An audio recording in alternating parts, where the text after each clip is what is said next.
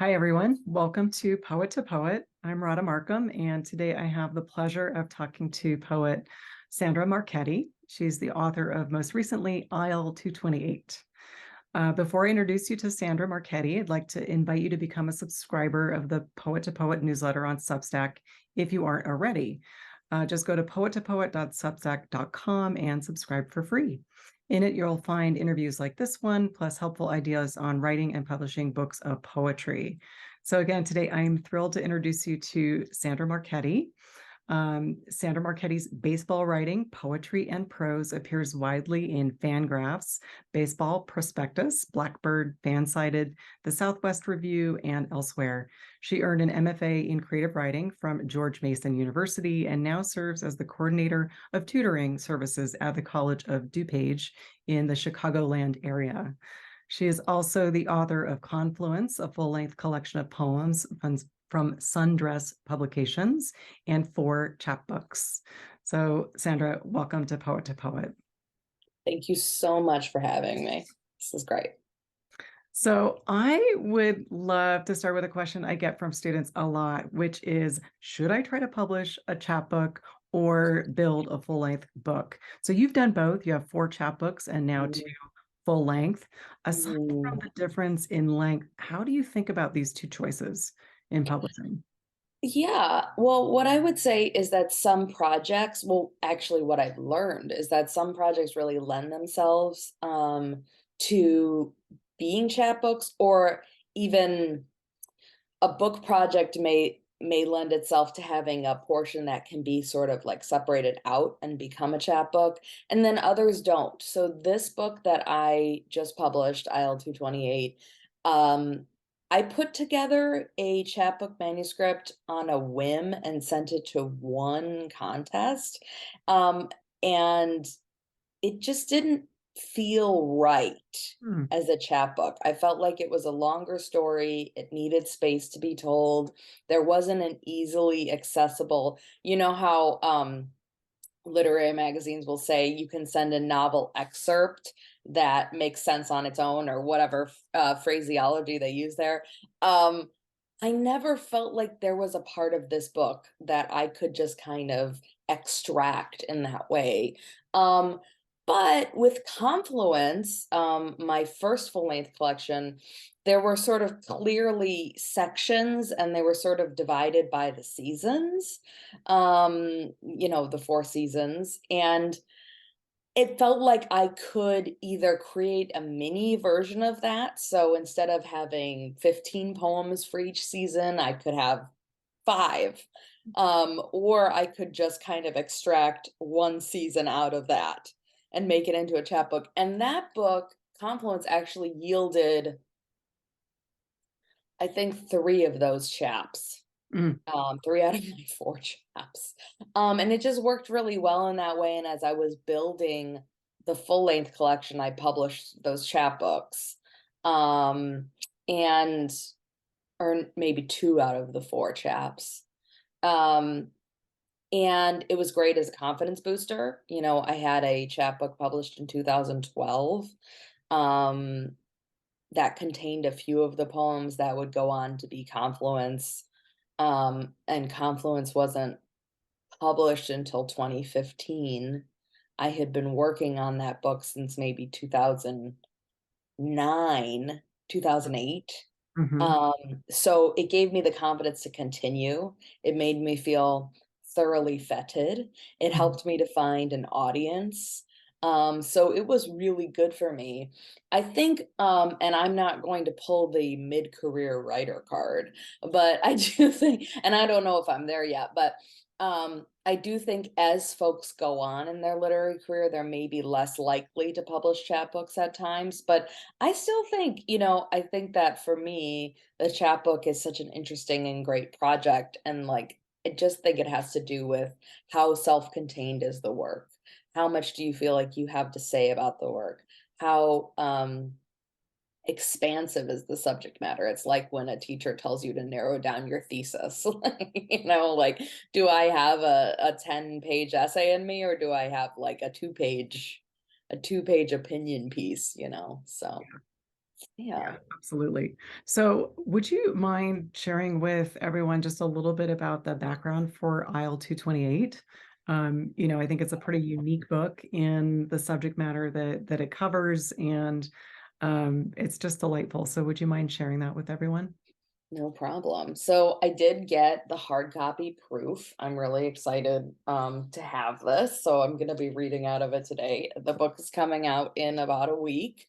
Isle 228 is a book of poems. I usually describe it this way, which is that it's about the Chicago Cubs winning the 2016 World Series, going to baseball games with my father, and listening to baseball on the radio. Those are sort of the really broad themes. But I really think the way it's structured is as a book of poems that kind of looks at the last 60 years of baseball history, since the 60s until now, um, and kind of looks at it through a very subjective, almost memoir like lens. Someone pointed that out to me, and I think it's important to say poets can lie too. It's not just fiction writers, right? Yeah. Just because we're housed with the nonfiction in the Dewey Decimal System doesn't mean we can't fabricate things. So there's a lot of retellings and yarns, but there is a memoir like quality to it for poetry. I'm willing to own that, and not be the auteur. But I do think that I looked at a lot of events that happened outside. So if you're a baseball fan and you're not necessarily a Cubs fan, there's a lot of poems about other players, other teams. And then I think really leaning heavily into metaphors for, because it is poetry about baseball and life and things like that. One of the things about the project, and I was just talking about this with somebody else, that I kind of realized recently, is that, it gave me the opportunity to sort of try to turn some things on their end that we normally think of as intrinsic to poetry, which is to not be sentimental, not be nostalgic, try to find a way to always be creating something new. And I wanted to try to figure out a way to create quality poems, and still incorporate some of those things because they're sort of a part of baseball in a way that our country can't get away from. So it was an interesting exercise for me poetically, beyond just, oh, I'm going to write this book about this subject matter that I love. It was a good craft exercise to actually try to write good poems that are also nostalgic or have some sentimental qualities. So I would say that too.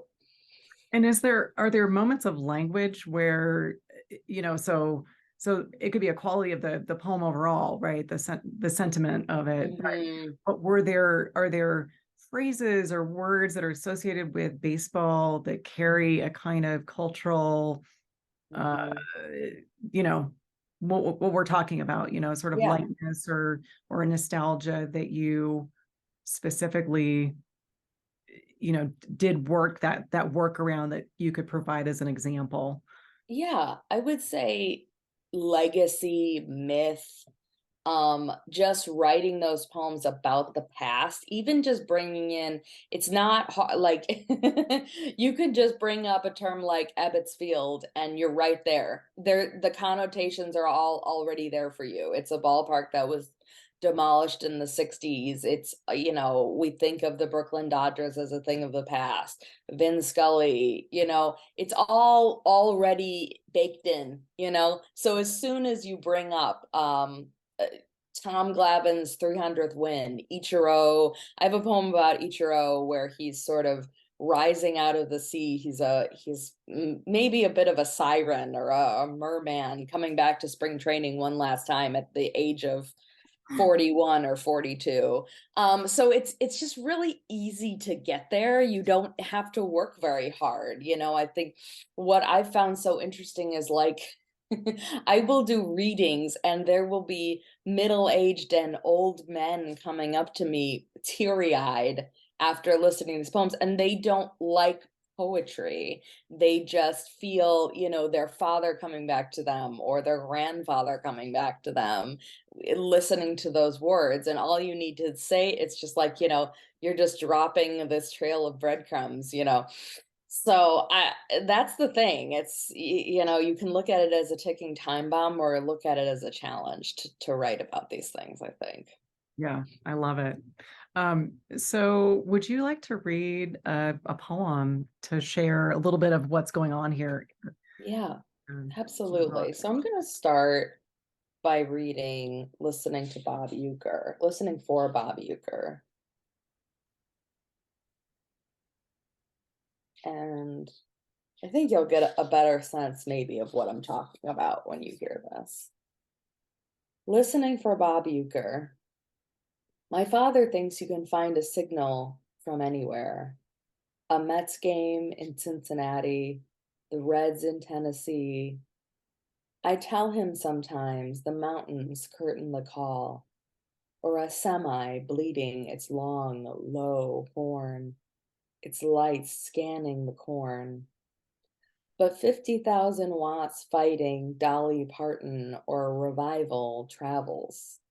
When it's clear, you can hear the Dodgers in Chicago and know a wave, a raid in the distance, spun out its curve to find you. You know, it is evocative, right? Like you're saying, it's very evocative of these nostalgic situations. And yet the language is drawing us into, like you said, a bit of a metaphor around baseball. I can't remember if it's Donald Hall or somebody who maybe suggested the idea that baseball is one of the most poetic Mhm, sports that we mhm, have. Um, mhm. how do you think about the way in which, in that poem, it's opening out into more than baseball? So I wonder Yeah. if you might talk a little bit about that. Yeah.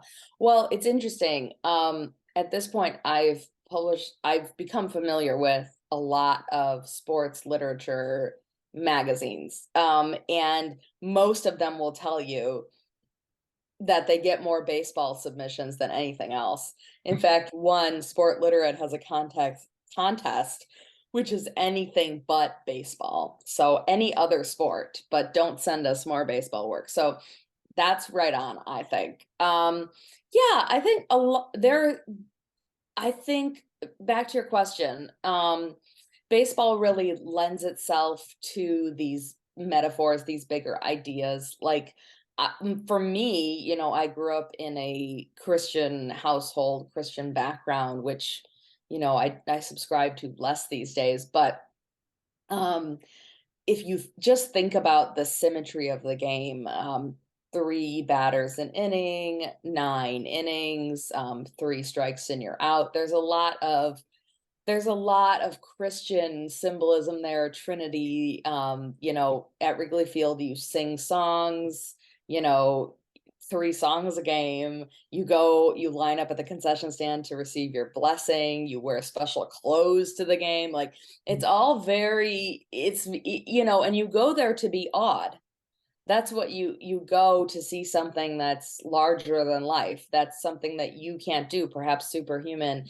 You're going for miracles. So to me, there's just so much there that has to do with religion, spirituality, and that's probably a big one. Also, this idea of the game always being there. I think there's something beautiful. I always think about, oh, if I go out to do some errands, I'll miss the game, and I don't want to do that. But then I remember this is baseball. I mean, there's 162 games. You're supposed to miss it, or you're supposed to listen on the radio and for it to be in the background while you're washing dishes. Um, and just that reliability of something being there for 200 days of the year, more if you include the postseason and spring training. I mean, there are so many um non-poets, baseball writers, baseball fans that I mean they speak to that, just having that steadiness of every day I'm tuning in and I have this. And these same people, it's kind of like a sitcom. It's a cast of characters. You get to know them, you know. So I think that's important too. And this idea of aging and being sort of this you know, my father in the book presents this way, and also some of the players where um they're kind of stuck in amber, where they're continuing to play out these roles, even though at the same time they're not quite, they have evolved and they have changed it, and they're maybe dealing with new challenges for the players, especially retirement, but maybe not coming to this realization that they must do it yet. So there are a lot of themes that are, you know, when you look past the I what I could say is the crust or the veneer, that I think many other people can relate to, whether you're a sports fan or not. Yeah. Yeah, absolutely. There is that sense of ritual and, you know, that touch point for so many people across demographics, across the landscape. And so I think there is something special about that sport, in that way. And the poems, to me, in the book really do try to capture that, those dimensions of what baseball means to us as a culture. So I really appreciate that. Um, would you mind saying a little bit about how many years did it take to develop the manuscript start to finish? Was this something that was seeded a long time ago, Mhm. and built up slowly, or was it a really quick build? Mhm. Yeah, so I would say kind of both. Um, the book was written, like, basically the entire arc of the book took a decade. Mhm. Which for a 50-page poetry manuscript, I mean, it feels like an eternity. But I was kind of finishing up Confluence. I had a publisher. Um, and I started writing these poems. I knew maybe a year before Confluence found a home, this was the next project. At that point, I was a really pretty young writer, and I was not comfortable with having two projects going at once. And so I just kind of knew it was inside me, and it was really starting to bubble up. And finally, once I found a publisher for the other book, the poems just started coming. And they were already in my head for sure. And actually, the seed of this book was probably planted when I was in high school. I wrote a poem about going to a Cubs Braves playoff game with my father in 1998. And I lost that poem. I wrote it longhand, you know, this was back in the day, and I never found it. But I remember, you know, maybe a few phrases from it, and I knew I wanted to recreate that poem, and I knew at this point, you know, I had enough material to make it into a book. So in the book, the recreation of that poem is called First Poem, with sort of a recollection piece in italics in that poem. Um, but yeah, so you could say 1998, you could say 2013. And then, you know, it wasn't accepted for publication until 2022. And now it's coming out, you know, April 2023. So it was a really long process. But I did know, I would say the short part about it was that most of the poems, I'd say about 75%, were probably written by the end of 2016. Mhm. And there were a couple publishers who approached me and said, okay, the Cubs just won the World Series. Let's do this now. And I just wasn't ready. You know, I was probably missing about 15 poems. It's just really not my style to write something up and just say, let's go with it. Like, just that's never been my process. I'm really slow. So I didn't do it. But I would say 2013 to 2016 was when the bulk of the book was written. And then 2017, 2018, I wrote a few more poems. And then from 2018 to 2022, I was just fiddling with it, and literally every 3 to 6 months going through, reading it again, changing tiny little things, maybe moving one poem around, and then just kept sending it out. With this book, it was extremely hard. I mean, everybody says this, and everyone is valid for saying it's just really hard to find publishers for full-length collections of poetry. Totally true. But then when you throw in that it's about sports, it is a wrench, because a lot of the poetry publishers are not interested. Even if they say they'll accept any subject matter, they're lying. That's not true. Like, I mean, I know there are poetry presses who emailed me back and said, we have no idea how to approach the subject matter. Yeah. Even though in their guidelines, there was no mention of subject matter, not to call anybody out. And then there were lots of sports media, I don't know, lots of sports publishers that sort of said, we love this, but we have no idea how to market poetry, or we don't think it can make any money, or whatever. And, trust me, I queried them all. So I knew probably the landing spot was going to be a university press, and that's really what I wanted. But it took a long time to find the right one. I just had to keep putting it out there. Yeah. So So process of elimination, or I would say yes, but I also did what people say not to do, which is just I really peppered the field. I was like, any place that I thought it could possibly have a shot, I sent. And I think I got more and more desperate as it went along. The funny thing is that, and I don't want to brag here, but there were a lot of people I knew, or a lot of people I had encountered at readings, who really wanted to buy and read this book before it came out. And with that long runway of me talking about it on social media or doing readings, they were like, tell me when it's out. I can't wait to buy it. So I knew there was an audience, but convincing, and I mean, this is the story that everyone tells, right? About a novel or whatever. Convincing a publisher that there is an audience is a whole nother thing than just knowing it yourself. So yeah, absolutely. Well, I think there's a lot of wisdom in just you sharing that process with everyone to say, hey, put in the work and yeah, pepper the field. That's what it takes, and perseverance. Of course, yes. that's sort of the And cliche. knowing, I would say too, one thing that really helped me, and I learned this at a AWP panel about publishing full-length collections of poetry, it's like, if you are reading it, because we are all poets, most of us, and we are all reading lots of poetry, and try to kind of look at your work objectively as much as you can. We'll never get there totally, but just, I got to a point where I said, this is a good book. Mhm. Someone should want to publish this. This is just as good as the things that I'm reading from this press or this press. And I was there for probably 2 years before it found a publisher, but that helped me to just say, okay, we're continuing to send this out. Yeah, So yeah. yeah. Yes. Yeah. Always difficult to know when you are getting all those rejections. Is it me, or is it the Mhm. press? Right, Or, right. do I just need to try harder? Do I need to rethink things? And I think, Yeah.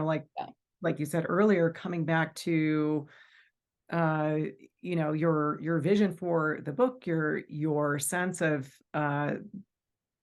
the quality of the work that you're doing, your sense of its own completeness as a book, those can all be very powerful touch points in that process and keep you going over the long term, because otherwise it's like it's a lot of noise. It's a lot of bouncing around in the Mhm. sort of the echo chamber of is it this, is it that. So anyway, I think you're such a model for folks to follow and to take inspiration from. Would you like to read another poem? Sure. Okay, I'm gonna read Northing. Um, if I can find it here. Uh,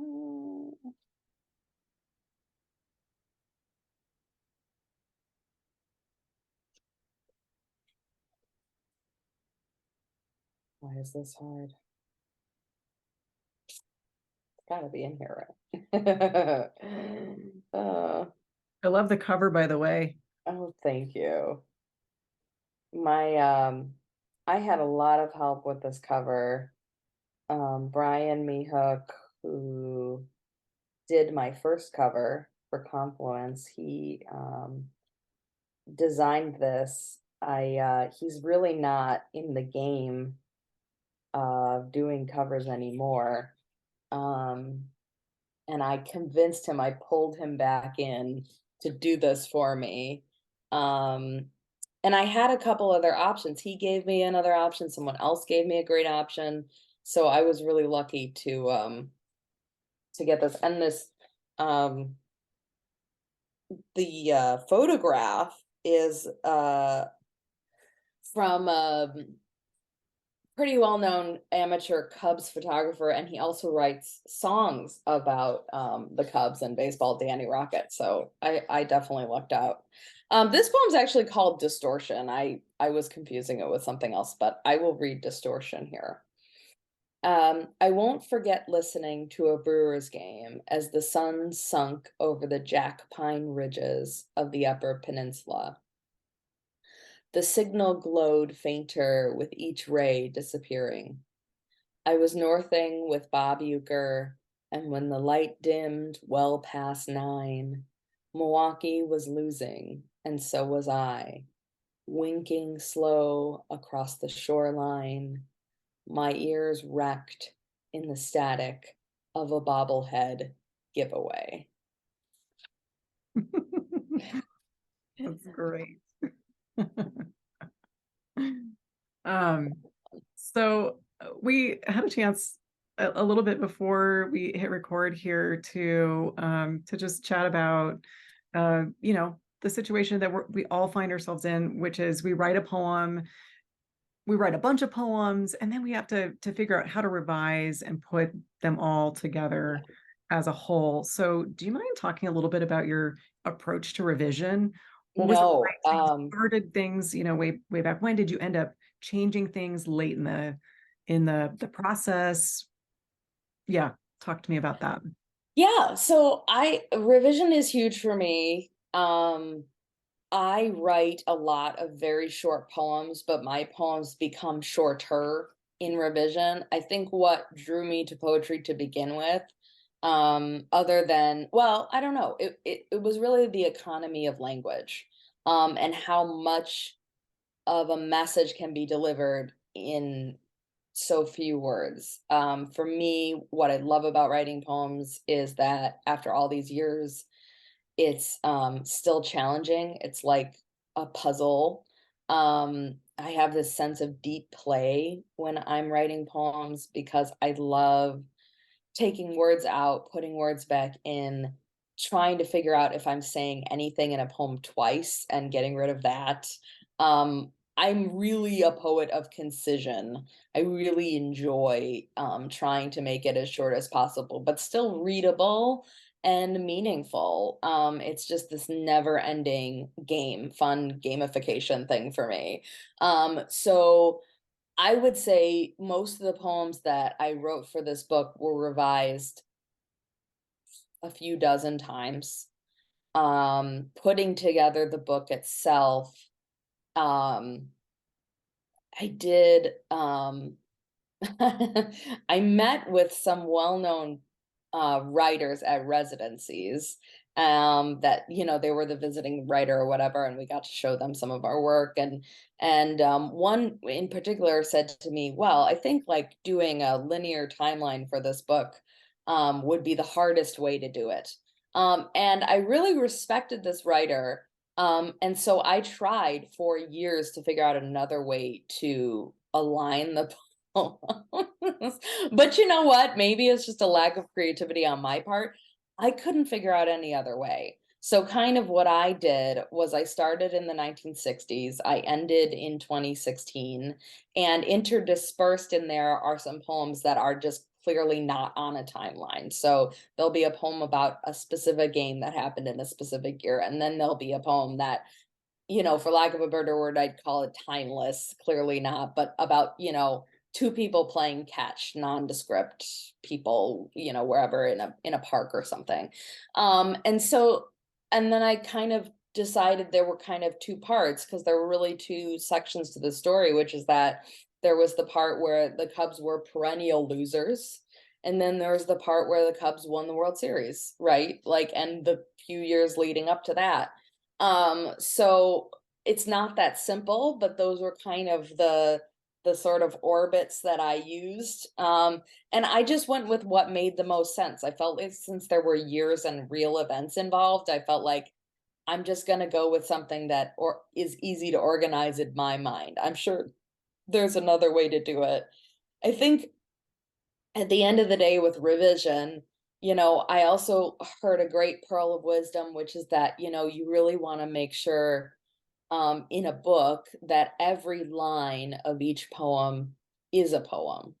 Mm, And I'm kind of a poet that I work in lines mhm, visually to kind of see what each line could mean. But then when I read my poems, I read over the line as if they're paragraphs. And I like that duality because I can have a visual line meaning, and then I can also have a sound meaning that's different when I read a whole stanza or whatever. So for me, I really looked at, is every line of this book a poem? And then is the book itself the larger final poem? And that's what kept me coming back to certain poems. I mean, 8 years after I wrote them, they were published in literary magazines, um, and they still got changed. mm, There's a poem at the end of the book called Elysian Park, which is where Dodger Stadium is built, on a neighborhood, actually kind of a sad story of a neighborhood that was raised to create Dodger Stadium in Los Angeles. It was a low income neighborhood, Elysian Park.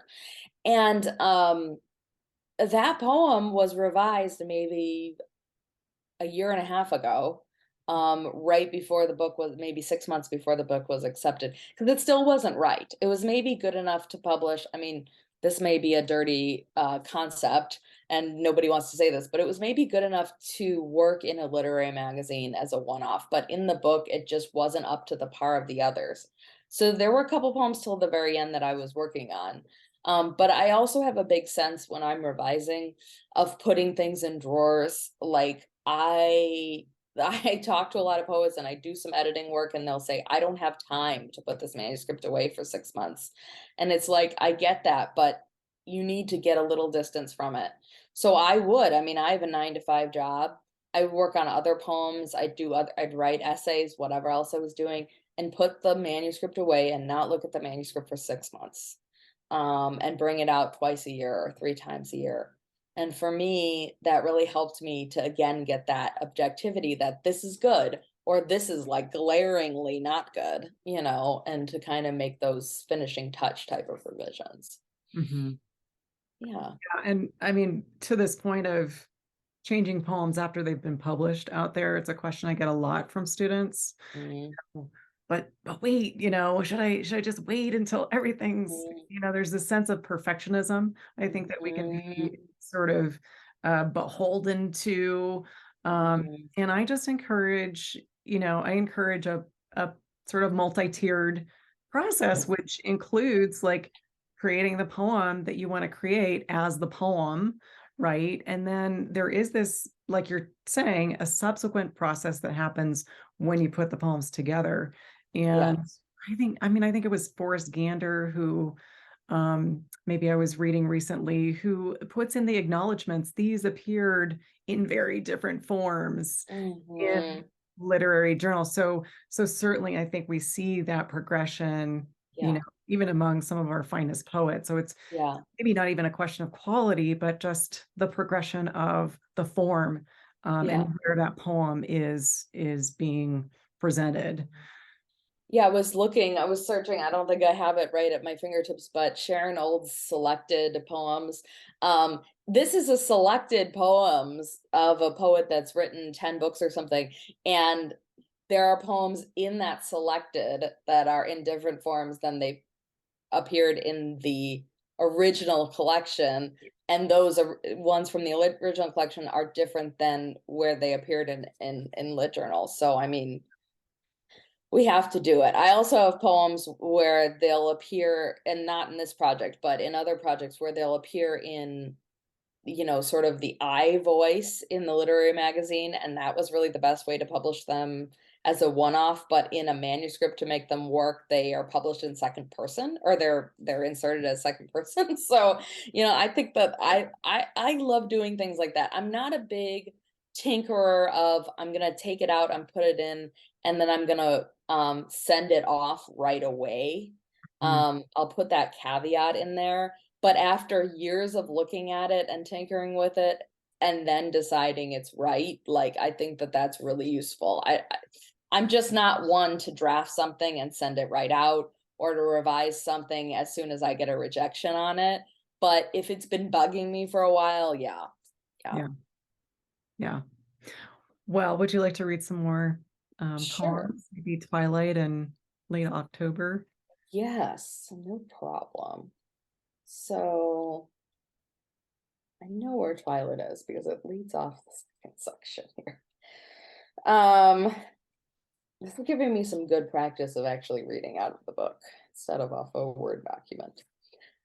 Here's Twilight. This is the poem I was describing just a bit earlier about two folks playing catch. Twilight. Some young men play catch in a field, call each other on balls and strikes. How can they possibly know? Dancing through the grass, one high, then low, and up again, just outside. The seams slap old leather. How can we know where the strike zone is? Imaginary cube, filament I could not hold in my hand. I asked, how can you tell? And my father said, watch, you'll learn, you'll know.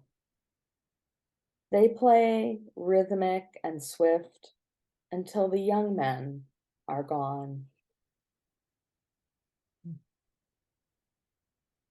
And I will read Late October, which is really a short piece. Late October. It's the first night of the World Series, and 10 jets, like stars, home toward O'Hare.